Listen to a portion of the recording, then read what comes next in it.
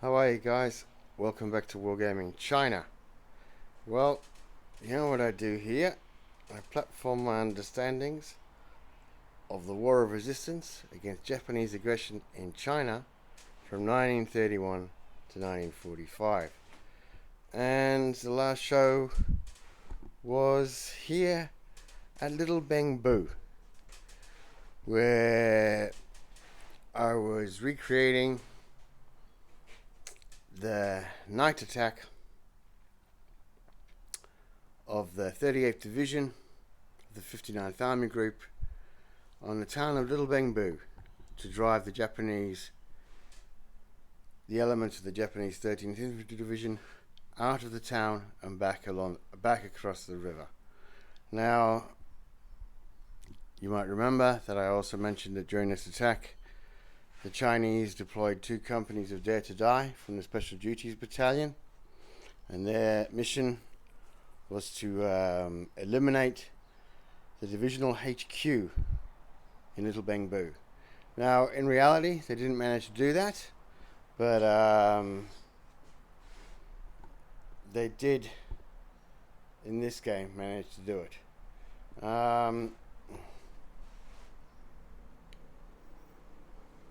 It was a very good game. As I said, this night attack that occurred on the very early morning hours of the 14th of March 1938 was delivered with great ferocity and with all officers leading from the front. And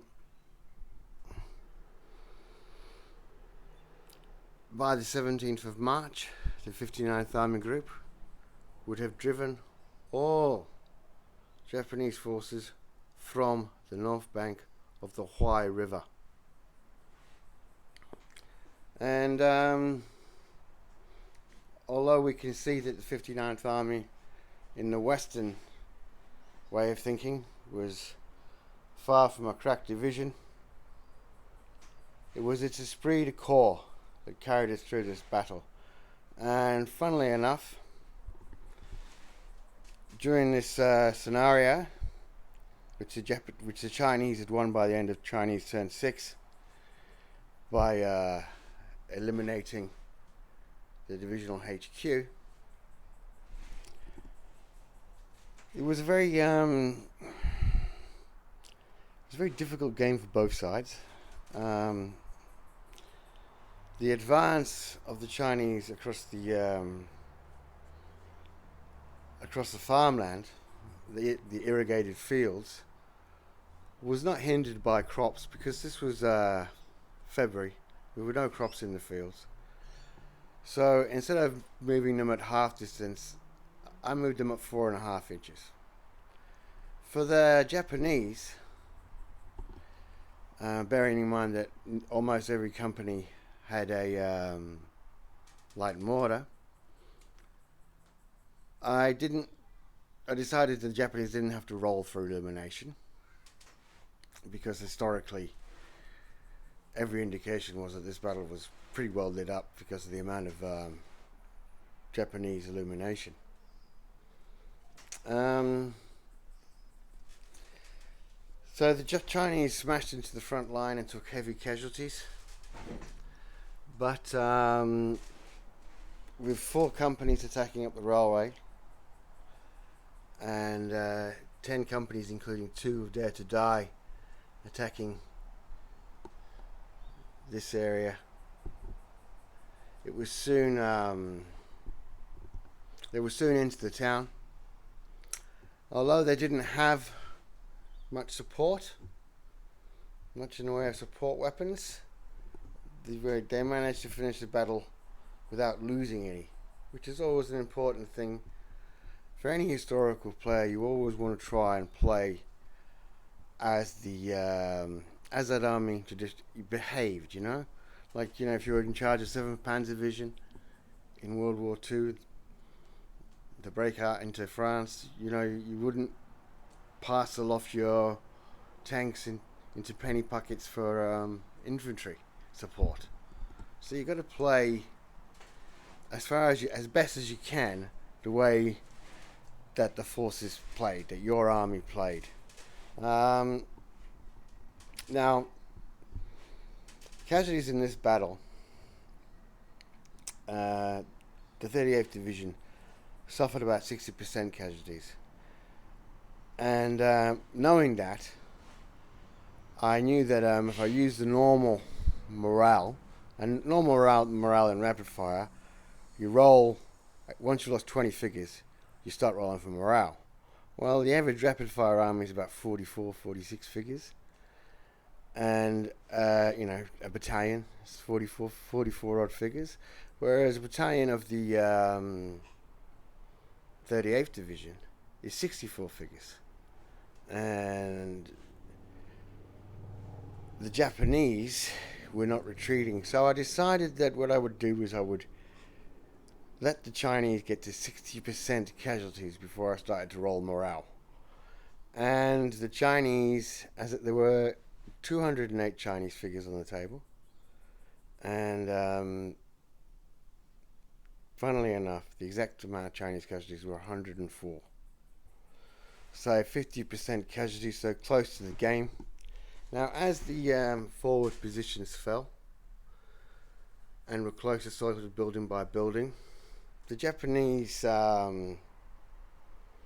decided to move some trucks and form a stockade between the two buildings that they thought they could hold. Also, what as a Japanese player, and you lose a close assault, you retreat to the nearest cover. Now, which meant that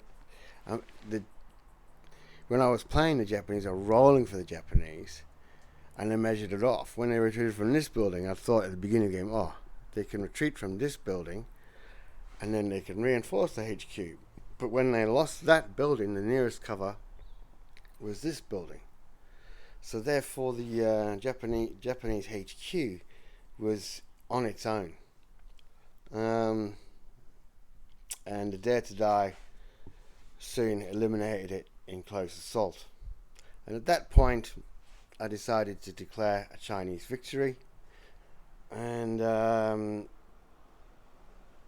that the Japanese are leaderless, it'll be a case of, just like it was in the day, mopping up the isolated pockets that just won't surrender. As I said, by the 17th, there were no more Japanese forces on the north bank of the River Huai, and this was thanks to the final attack of the 59th Army Group, which meant that Lai Zongren, commander of the 6th Army of the 5th War Zone, had done everything right in this battle as far as the command of his forces overall.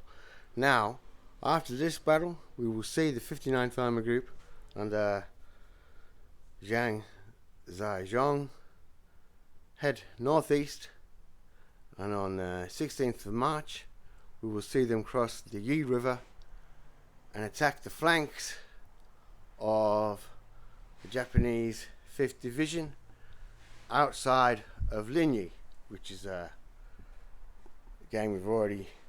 scenario that I've already presented to you. Now, I think what I'm going to do next is, I don't know, it'll either be what I'll do next is a recap on the battle itself and what I've done so far, or we'll head straight to Taiyuan, because now it means we've covered all the major battles and engagements that lead up to the final fighting. And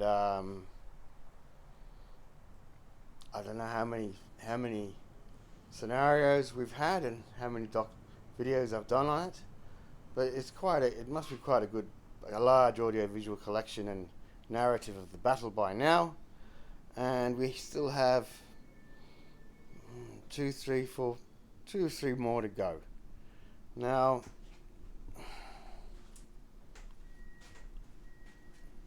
I may have mentioned in a post lately that the media laws in Australia are changing, and I don't know how that will affect this channel.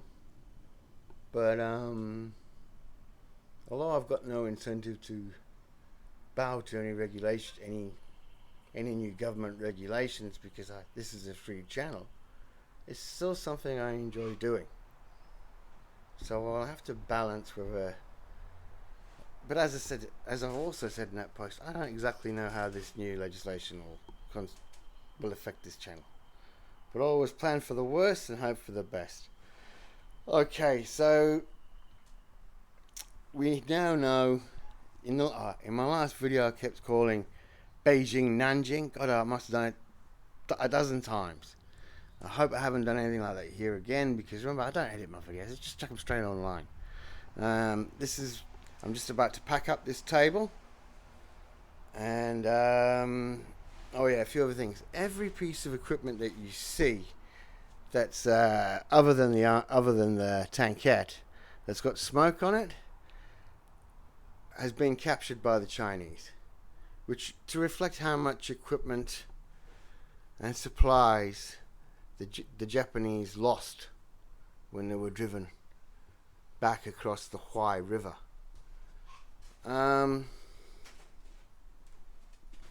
It was a very good game, lots of close assault. It was over by Chinese turn 6, and if you enjoyed that presentation, oh yeah, this 20mm, that 20mm there, destroyed that tankette, and the force that attacked along the railway embankments, as soon as it had overrun those emplacements, then headed into the town. Yeah, I really enjoyed this game. I thought it was a very good representation. It was a good excuse to get some buildings I was given by my mate Jalen. Nice buildings he gave me. Let's have a look at them. There's 1, 2, 3,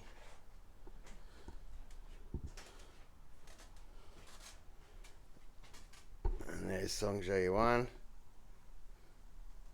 with the old Kuomintang flag, just for fun, because a subscriber sent me the figure painted, and I like to use everything a subscriber sends me.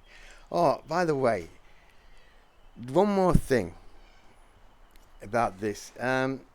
Now, when you read OBs of this battle, or indeed, if the song that I mentioned, raise your swords above their heads, hack 'em off. Now, the song further goes on to say the Northeastern Army, and that's technically right, but it's not precise. Actually, this army is a Northwestern Army, and during the Central Plains War, when its commander Sung Jae-wan switched sides, it became the Northeastern Army. But its look and its big swords, and plenty of big swords in this battle, were and are Northeastern Army. Now, a little bit more about this. Now, because Zhang Zhaizhong had been appointed, Chang had done him a favor and appointed him commander of the 59th Army Group. And because Song Jae-wan is very sick. Song Jae-wan, I said before he died in 38, he died in 1940, but it was a very prolonged illness.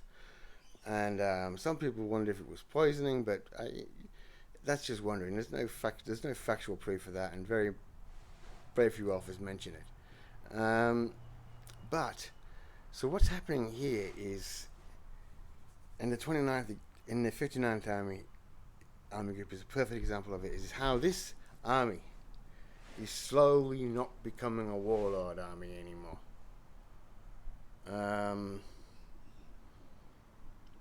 Because it's for this battle and the one afterwards, it will be because it will get supplied. It will have some resupplied between here and its attack on Lin Yi.